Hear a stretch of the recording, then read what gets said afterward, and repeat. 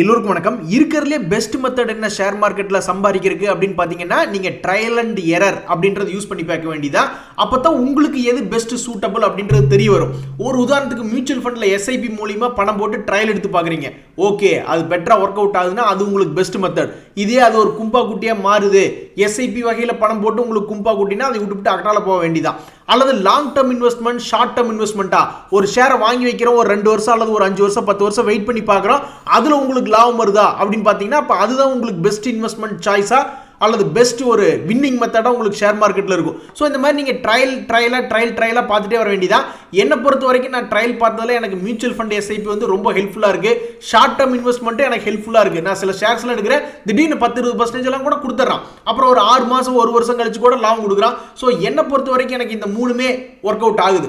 அதே மாதிரி இன்னொரு ட்ரையல் பார்த்தா என்னை மூக்குலேயே குத்தி விட்டானே. என்னன்னு பார்த்தீங்கன்னாக்கா இந்த ட்ரேடிங் ஈக்விட்டி அண்ட் டெரிவேட்டிவ்ஸ் அப்படின்றத என்னால் இது நாள் வரைக்கும் என்னால் பெருசாக சக்ஸஸ் பண்ண முடியல. எனக்கு மட்டும் இல்லை, பல நண்பர்கள் என்ன சொல்கிறாங்க அப்படின்னு பார்த்தீங்கன்னு வச்சுக்கோங்களேன், அவருடைய அனுபவம் என்ன, அவருடைய டெஸ்ட் என்ன அப்படின்னு பார்த்தீங்கன்னா அவருக்கு ஒரு வருஷத்தில் 18% லாபம் கிடைச்சிருக்கு.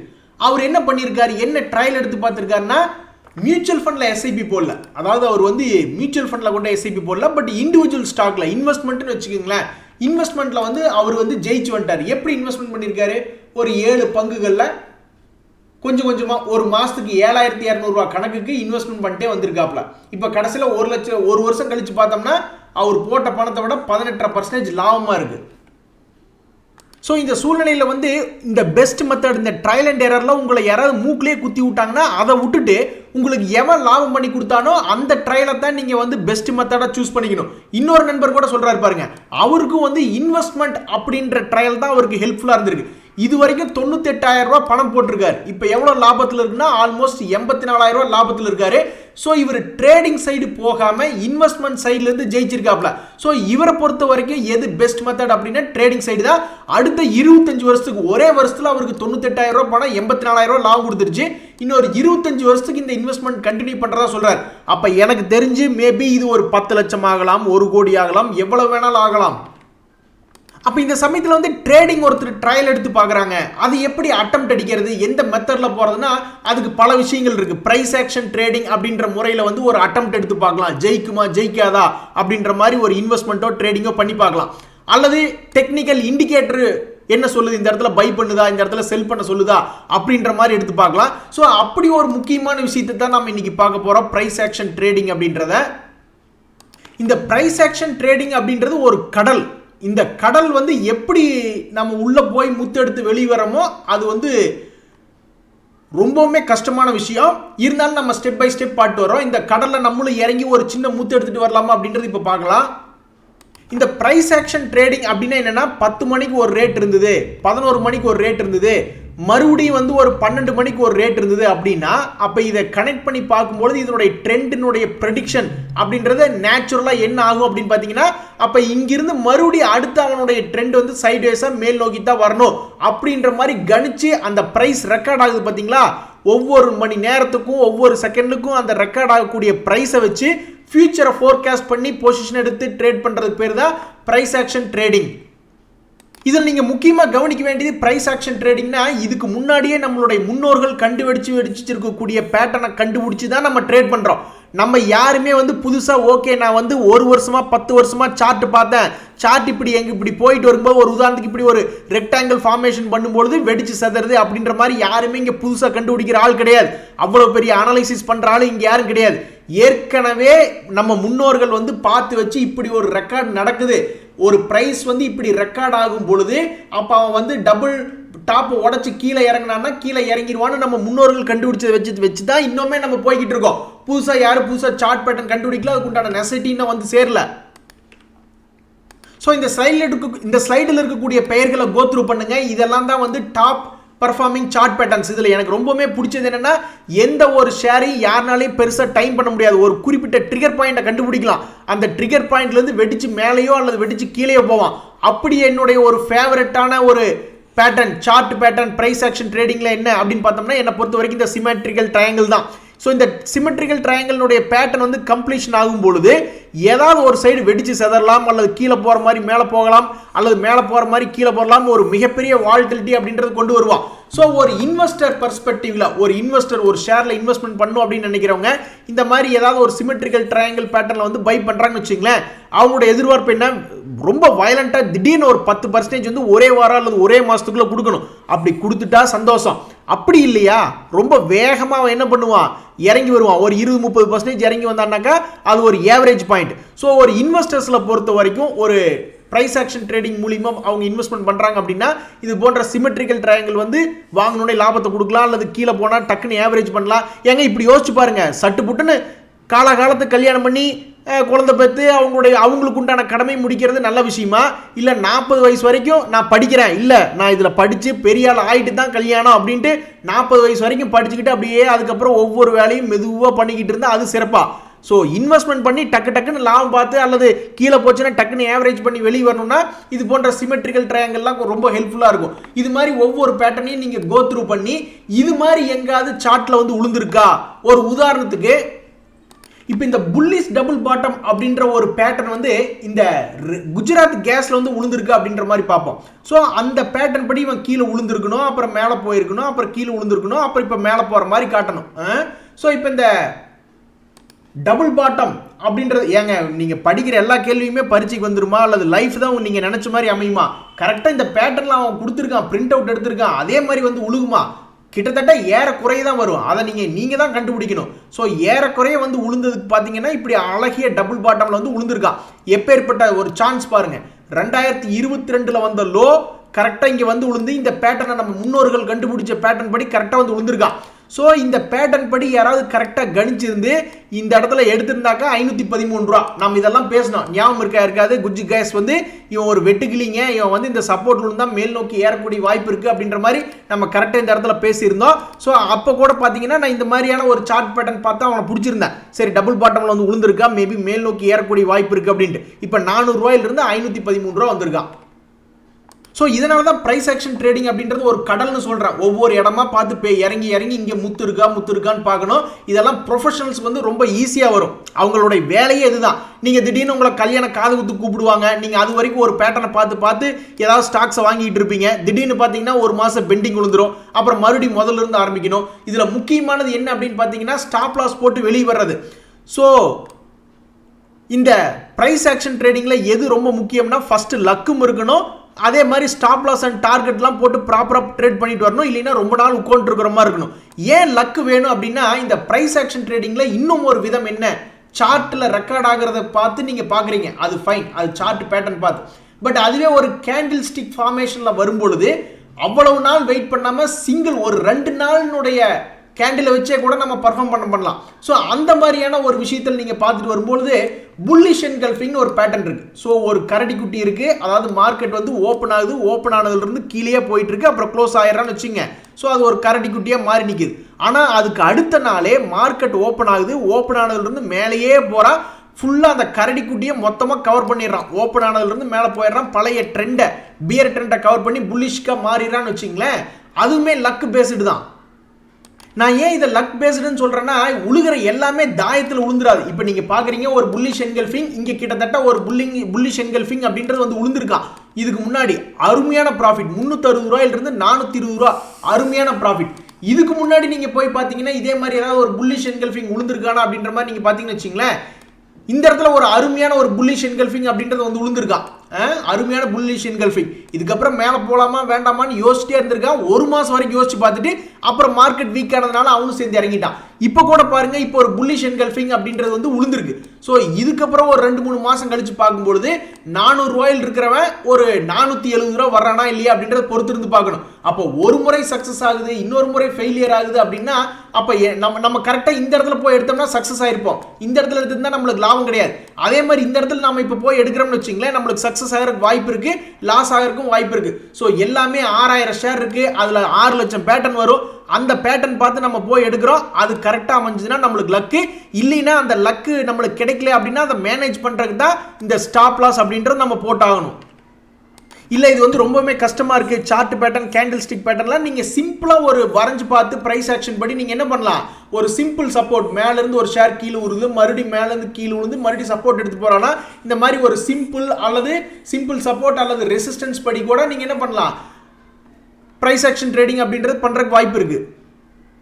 இதில் இந்த ப்ரைஸ் ஆக்ஷனுக்கு இடையில குறுக்கு இந்த கவுசிங் வந்து அப்படின்ற மாதிரி டெக்னிக்கல் இண்டிகேட்டரை யூஸ் பண்ணி ட்ரேட் பண்ணுறது இருக்குது. அந்த டெக்னிக்கல் இண்டிகேட்டர் ஏகப்பட்டது இருக்குது. இதில் எது பாப்புலர் அப்படின்னு பார்த்தீங்கன்னா இந்த RSI எல்லாம் நல்ல பாப்புலர், ரிலேட்டிவ் ஸ்ட்ரென்த் இண்டெக்ஸ் இதெல்லாம் ரொம்ப பாப்புலர். ஸோ இவன் வந்து ஒரு ப்ரைஸ் வந்து நல்ல உச்சாணி கொம்புல இருக்கும்போது இவன் ஒரு செல் சிக்னல் கொடுத்தானா அந்த ஷேர் கொஞ்சம் இறங்குறதுக்கு வாய்ப்பு இருக்குது. அதே மாதிரி ஒரு ஷேர் நல்ல கீழே வீழ்ச்சி அடைஞ்சு கிடைக்கும் போது இது ஓவர் சோல்டு ரீஜனில் இருக்குது அப்படின்னா அதை தொடர்ந்து மேல் நோக்கி ஏறக்கு வாய்ப்பு இருக்குது. பட் இதில் வந்து பெருசாக நீங்கள் பார்க்குறீங்க பார்த்தீங்களா, இதில் எந்த டெக்னிக்கல் இண்டிகேட்டர்னு எடுத்துட்டோம்னாவே இது வந்து லேகிங். அதாவது இப்போ நம்ம சொல்ல போகிற டேட்டா உலகத்தில் எங்கேயுமே இருக்காது. அதாவது இந்த ப்ரைஸ் ஆக்ஷனில் வந்து என்ன பார்க்குறீங்கன்னா இந்த நிகழ்காலத்தில் ப்ரெசன்ட் டென்ஸில் பார்க்குறீங்க, இந்த ஏரியாவில் அதிகமான வெயிட்டேஜ் கொடுத்து இங்கே தான் உங்களுடைய ட்ரேடிங் செட்டப்புக்கு என்ன பண்ணலான்னு யோசிச்சு பார்க்குறீங்க. இப்போ நீங்கள் கேண்டில் ஸ்டிக் எடுத்து பார்த்தாலும் இதே தான், அல்லது நீங்கள் ப்ரைஸ் ஆக்ஷன் படி நீங்கள் போய் எடுத்து பார்த்தீங்கனாலும் இந்த செகண்டில் முடிவு பண்ணுறீங்க. இந்த பேட்டர்ன் வந்து ஃபார்ம் ஆகிக்கிட்டே வருது, கரெக்டாக இங்கிருந்து இறங்குவானா அல்லது இங்கிருந்து சப்போர்ட் எடுப்பானா அப்படின்றது இந்த பாயிண்டில் நீங்கள் முடிவு பண்ணுறீங்க. ஸோ இது ஒரு மிகப்பெரிய ட்ரிகர் பாயிண்ட். இதுதான் ப்ரைஸ் ஆக்ஷன் ட்ரேடிங்கோடைய அட்வான்டேஜ். ரொம்ப லேகிங்கே இல்லாமல் இமீடியட்டாக எதிர்காலத்தை ப்ரெடிக்ட் பண்ணுறீங்க.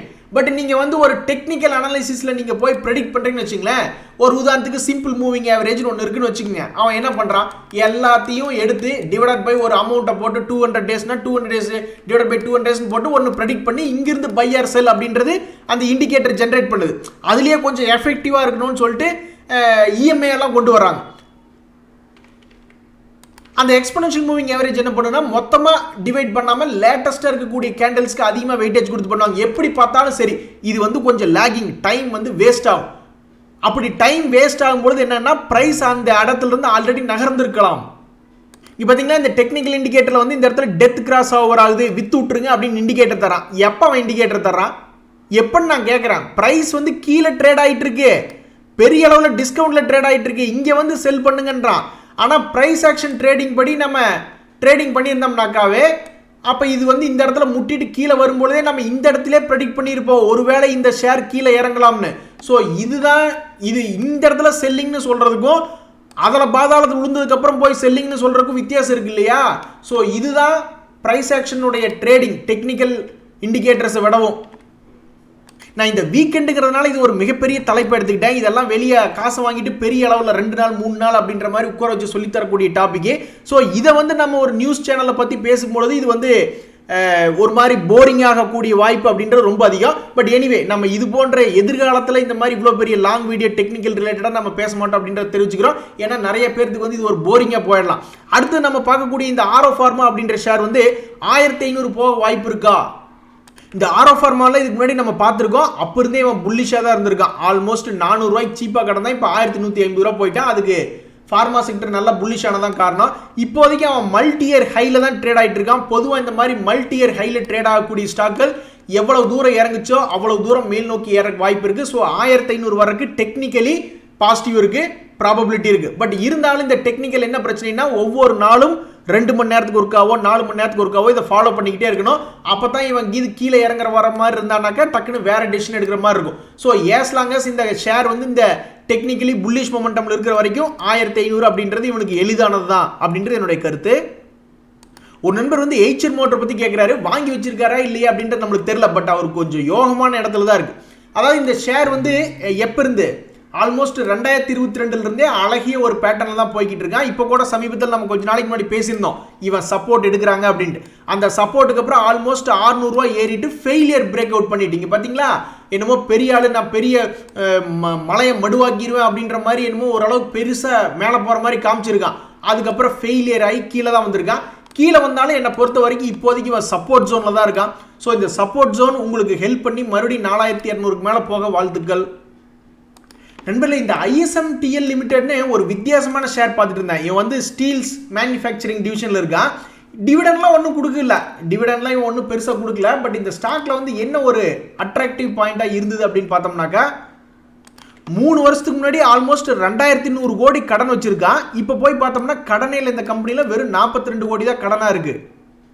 அதே மாதிரி முதல்ல இவன் எவ்வளவு விற்கிறானோ அதுக்கு வந்து லாபம் அப்படின்றது பெரிய அளவில் எடுக்க முடியாமல் இருந்திருக்கான். இதுக்கு முன்னாடி 11% ஆப்ரேட்டிங் ப்ராஃபிட் மார்ஜின், அதுக்கு முன்னாடி 4%, 5% தயாரித்து சும்மா தானம் கொடுத்த மாதிரி வித்துக்கிட்டு இருந்திருக்கான். அப்புறம் திடீர்னு இப்போ போய் பார்த்தோம்னா நல்லா 14% அவனுடைய ஆப்ரேட்டிங் ப்ராஃபிட் மார்ஜின் இன்க்ரீஸ் ஆயிருக்கு. ஸோ எதிர்காலத்தில் இந்த கம்பெனி ஏறுவானா அப்படின்னு நான் யோசிச்சுட்டு போய் சார்ட்டை பார்த்தா நான் ஆல்ரெடி ஏறித்தாயா உட்காந்துருக்கு அப்படின்னு ஆல்ரெடி மேலே தான் இருக்கா. ஸோ ஒருவேளை இந்த 2020 இந்த பங்கு அப்படின்றது தொடர்ந்து மேல் நோக்கியே போய்கிட்டே இருக்கான். ஸோ இந்த வருஷம் 2024 இவன் மேல் நோக்கி போகிற மாதிரி இருந்ததுன்னா இவனுடைய அண்ணாந்து பார்க்கும்போது இப்போதைக்கு எதுவும் தெரியாத மாதிரி இருக்கு. பட் பல வருடங்களுக்கு முன்னாடி இவன் என்ன பண்ணியிருக்கான்னு பார்த்தீங்கன்னாக்கா அவன் பழைய ஹை ஒரு 130 ரூபா பக்கம்லாம் போயிருக்கான். ஸோ அந்த பழைய ஹை 130 ரூபா வரைக்கும் போச்சுன்னா கூட இந்த ஸ்டாக்கை வச்சிருக்கிறவங்களுக்கு ஒரு சந்தோஷம் வரும் அப்படின்றது என்னுடைய கருத்து. ஒரு நண்பர் வந்து செல் எம்சி அப்படின்ற ஷேரில் போய் நான் மாட்டிக்கிட்டேங்க, என்ன பண்ணுறனே தெரியலிங்க அப்படின்ற மாதிரி போட்டுருந்தாப்புல. நான் அந்த கம்பெனி எடுத்து பார்க்குறேன், ஏன் இது போன்ற கம்பெனியில் போய் மாட்டிக்கிறாங்கன்னு தெரியல. அவனுடைய ப்ராஃபிட் அண்ட் லாஸ் அப்படின்றத எடுத்து பார்க்கும்பொழுது பெரும்பாலான சமயங்களில் பேக்ரவுண்ட் செக்கில் வந்து லாஸ் மேக்கிங் கம்பெனியாகவே தான் இருந்திருக்கான். இதெல்லாம் எப்படி நம்ம மண்டையை கழுவி வாங்க வைக்கிறாங்க அப்படின்னா இவனுடைய சார்ட்டுகளை பார்க்கும்பொழுது திடீர்னு இப்படி உச்சத்தில் ஏற்றி காட்டுறாங்க. சும்மா அப்படியே மேல் நோக்கி போய்கிட்டே இருக்கும்போது அப்போ ஒரு மனுஷனுக்கு என்ன வரும், ஆசை வரதான் செய்யும். கடைசியில் பார்த்தா 1600 வரைக்கும் போன பங்கு இப்போ வந்து என்ன ஆயிருக்கு அப்படின்னு பார்த்தீங்கன்னா 100 ரூபா 87 ரூபா பக்கம் ட்ரேட் ஆகிட்டு இருக்கான். அவர் மட்டும் போய் மாட்டிக்கல, நான் போய் அந்த ஸ்டாக்னுடைய இன்வெஸ்டர்ஸ் எடுத்து பார்க்குறேன், டிஐஸில் அடேங்கப்பா 20% வச்சுருக்காங்களா அப்படின்ற மாதிரி நான் போய் பார்க்குறேன். அது பூரா பேங்க்குங்க. அப்படின்னா என்ன, கடன் கொடுத்துட்டு திருப்பி வாங்க முடியாமல் இந்த ஷேரை வாங்கி வச்சுக்கிச்சுன்னு நினைக்கிறேன். ஸோ இந்த கம்பெனி தற்போதைக்கு ஒரு கும்பா கம்பெனியாக இருக்குது. இப்போ அவன் எந்த ரேட்டில் வாங்கி மாட்டிக்கிட்டாருன்னு தெரியல. ஒரே ஒரு ஆறுதல், இந்த ஒரு வருஷ பீரியடில் பார்க்கும்போது 450 ரூபா இருந்தவன் வந்து 80 ரூபாயில் வந்து விழுந்திருக்கான். மேபி ஏதோ இந்த இடத்துல கொஞ்சம் சப்போர்ட் எடுத்து அவருக்கு 200 ரூபாய்க்கு வாங்கியிருந்தாருன்னா கூட திருப்பி ஒரு வேலை, ஏன்னா இது சப்போர்ட்டில் இருக்கான், ஏதோ பை லக் திடீர்னு 200 ரூபாய்க்கு இது வந்துன்னா தலையை விரிச்சிட்டு ஓடி போயிடணும் அப்படின்றது என்னுடைய கருத்து. இப்படி தான் பிசிஜின்னு ஒரு கம்பெனி கீழே 9 ரூபா வரைக்கும் போயிட்டு 30 ரூபாய்க்கோ 20 ரூபாய்க்கோ வந்தான். அப்போ அந்த சமயத்தில் வாங்கினவங்க ஆளை விட்றா சாமின்னு விற்று ஓடி வந்திருந்தால் தப்பிச்சிருப்பாங்க. ஸோ அதே மாதிரி இந்த செல் எம்சி என்ன ரேட்டுக்கு வாங்கினாருன்னு தெரியல, 87 ரூபாயிலிருந்து ஒருவேளை 150 ரூபா அப்படின்ற மாதிரி வந்ததுனாக்கா வித்துவிட்டு ஓடி போயிடணும் அப்படின்றது என்னுடைய கருத்து. இல்லைன்னா போட்ட பணம் பூரா கும்பாண்டு போக வேண்டியதான். இப்படி தான் இந்த ஃபியூச்சர் ரீட்டைல்னு ஏதோ ஒரு குரூப்பு அவனும் லாபத்திலேருந்து நஷ்டமான கம்பெனியாக வாங்கினா அப்புறம் கடைசியில் போய் பார்த்தா அந்த இன்வெஸ்டர்ஸ், அதாவது கடன் கொடுத்தவங்கலாம் என்ன பண்ணுறதுன்னு தெரியாமல் வந்திருக்காங்க. சரிங்க நண்பர்களே, இது போன்ற ஷேர்களை போய் மாட்டிக்கிடாதீங்க. பெரும்பாலும் நல்ல நல்ல பங்குகளை எடுங்க. அதாவது இந்த ட்ரையல் அண்ட் எரர் யூஸ் பண்ணுங்க. ஒரு நல்ல நல்ல பங்குகளை வாங்கி பாருங்க, அது உங்களுக்கு லாபம் தருதா, அல்லது இந்த மாதிரி இத்து போன பங்குகளில் போய் மாட்டிக்கிட்டு இதில் சிக்கிறீங்களா இல்லை இதுலேயும் சம்பாதிக்கிறீங்களா அப்படின்ற மாதிரி எல்லாத்துலேயுமே ட்ரையல் அண்ட் எரர் அப்படின்றது பண்ணிட்டு கடைசியாக ஒரு பெஸ்ட் சொல்யூஷனுக்கு வாங்க. என்னை பொறுத்த வரைக்கும் இது எல்லாமே எனக்கு பெஸ்ட்டாக இருக்குது. மியூச்சுவல் ஃபண்டில் எஸ்ஐபி போட்டு பார்த்தா எனக்கு ஒர்க் அவுட் ஆகுது. Long term investment, short term investment, in fact ட்ரேடிங்கில் கூட சில சமயத்தில் எனக்கு ஒர்க் ஆச்சு. பட் நெட் ரிசல்ட் எனக்கு அது சரியாக வரல. அதில் என்னால் டைம் ஸ்பெண்ட் பண்ண முடியல, குவாலிட்டி டைம் ஸ்பெண்ட் பண்ண முடியல, ஒன்றுமே பண்ண முடியல. அது எதுக்கு அந்த தேவையில்லாத வேலையில் போய் முட்டிட்டு இருக்கணும் அப்படின்ட்டு அந்த ட்ரேடிங்கில் நான் குறைச்சிக்கிட்டேன். இருந்தாலும் ஆசை யாரை விட்டுது, யாரையுமே விடாது. அதனால் ட்ரேடிங்கில் வந்து பணத்தை குறைச்சிக்கிட்டு இன்வெஸ்ட்மெண்ட்டில் பெருசாக பண்ணிவிட்டேன். இன்றைய தகவலில் உங்களுக்கு உதவியாக இருந்ததுன்னா எனக்கு சந்தோஷம் தான். ரொம்ப நன்றி, வணக்கம்.